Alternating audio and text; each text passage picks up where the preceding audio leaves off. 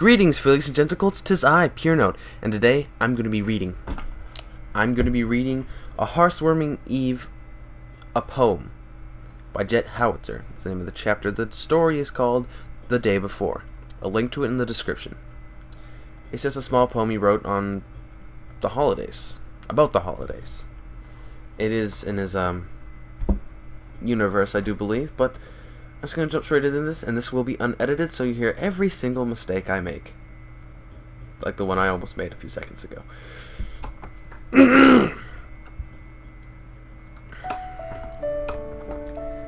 I slowly wake from my sleep. Twilight's form lies beside me, buried beneath a heap. The gentle rise and fall of her chest.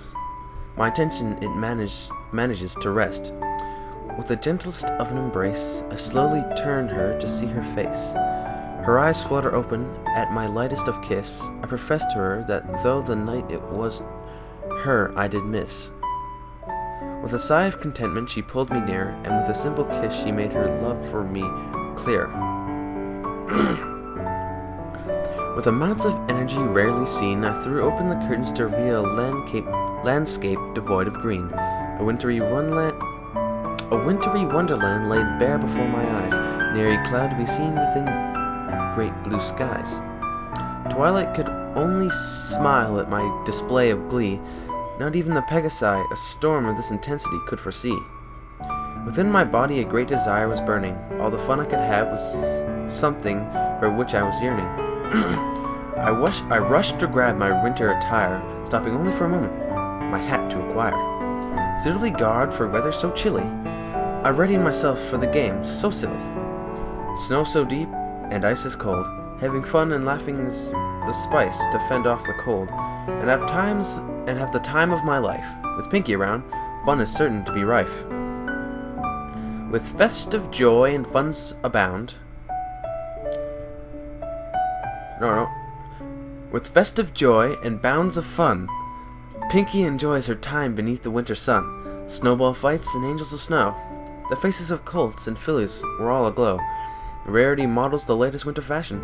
The scarves she works are her passion. With her business booming and scales reaching new peaks, her voice is a quiver with happiness when she speaks. Rainbow Dash with moves of grace and skill soars through the sky, ignoring the chill. She astounds the fools with patterns in the skies, crafted majestically as she flies. Applejack, her trade temporarily forsaken, took all the plans to early awaken. A snow fort she constructed, from which snowball fights she conducted. Fluttershy from her home did emerge. For her this outing was quite a splurge. The fools who dashed did not enchant came to Fluttershy's soft singing voice to hear her chant. Twilight with me did enjoy the day. The first thing we did was the Hearthwarming Eve play.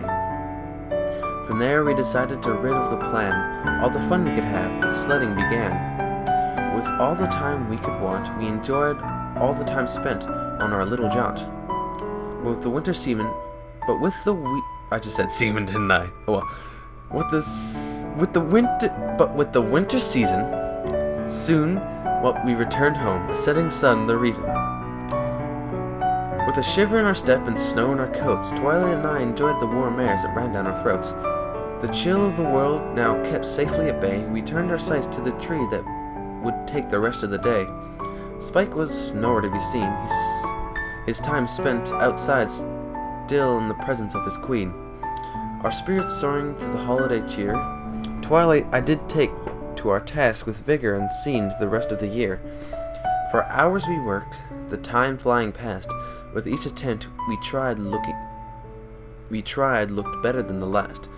With laughter and knowing winks, Spike's arrival brought a blush to his face as he recalled all of his hijinks. Sorry. Together we worked on the tree for a while, our faces never having anything but a smile. We took on our tree with smiles wide. It took some time, 10 attempts we tried, but now it's done and quite nice looking. We can now look forward to Spike's good cooking. Dinner passes in a flash, and these friends of mine make quite a splash. An hour-long dinner spent conversing. Twilight stuck to the schedule with resolve unswerving. With the dinner complete and the dishes away, to the living room we retired. On the couches we lay. The fire snaps and crackles from behind the grate. Today was a good day. I'll remember this date.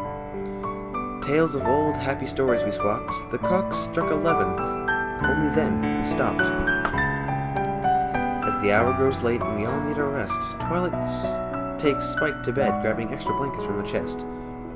She comes back down to me after her task. Beside the fire she sits down to bask. I take up a place right beside her, enjoying the feeling of our mingling fur. Gently held in my arms, her cheeks blushing crimson from my charms. Twilight drifts off to sleep. Her beauty and cuteness nearly makes me weep. The clock strikes 12 and the chime sounds. My heart leaps with joy, my happiness astounds.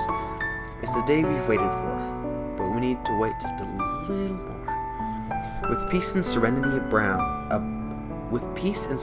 abound, with sense of calmness in her presence found. A small poem I uttered from my mind to hers. A situation like this rarely occurs. Whether she hears it or not, I know what counts most is the thought. On window panes the icy frost leaves feathered patterns crisped and crossed, but in our house the hearth-warming Eve tree is decorated festively with tiny dots and colored light that cozies up to the winter night. Hearth-warming songs, familiar, slow, play softly on the radio. Pops and hisses from the fire whistle with the bells and choir. My pony is now fast asleep, on her back and dreaming deep. When the fire makes her hot, she turns to warm whatever's not. Propped against her on the rug, I give my mare friend a gentle hug. Tomorrow, what I'm waiting for, but I can wait just a little more. Memories of celebration past. Just 2 years ago, to stay with her, I asked.